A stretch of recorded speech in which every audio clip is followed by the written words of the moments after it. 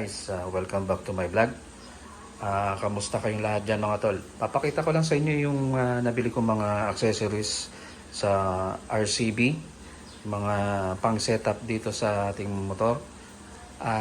Itong motor na to guys is yung same budget meal lang na setup.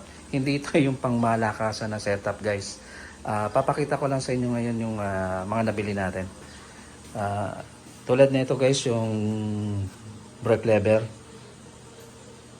Ayan, sa kaliwa to yan. At ito yung sa kanan guys. Ayan. Yung oil cap nandiyan dyan na lahat. Kompleto na. Bali itong dalawang ito guys, bali nag-range na itong presyo na ito is 5.2. At sinamahan ko pa na itong handle grip din RCB. Tapos itong ano na to, bracket pang 4-pot, dahil gagamitin natin to sa caliper. Yung bibiling ko is yung R1 ng RCB din. Ito yung sa para hang na na para sa brake. At itong mga CNC pa rin. Itong busina ko guys, Boss to. Galing ito sa dati kong motor, yung Raider na carb. Kinuha ko siya nung binenta ko yung motor. Kinuha ko yan. Mahal din eh. Bali 700 ata ito dati guys. Ikutan natin ulit yung motor. Ayan. At bali ito, papalitan ko pa rin tong radiator na to. So,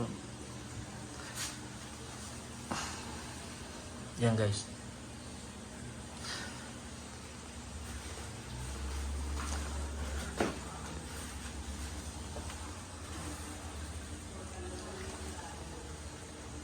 Tapos yan.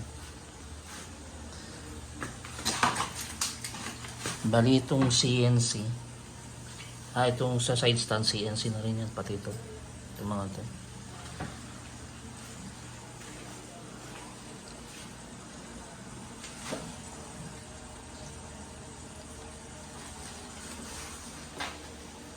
Yung sa tipos net, tipos, ayun. CNC na rin, mga tol. Naghahanap ako ng brake hose na RCB na kulay blue.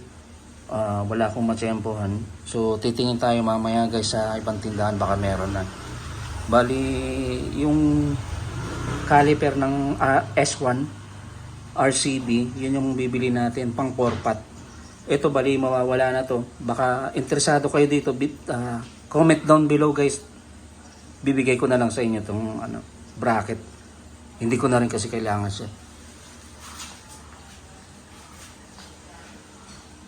Ayan guys, simpleng setup lang guys, hindi ito yung pangmalakasan na setup.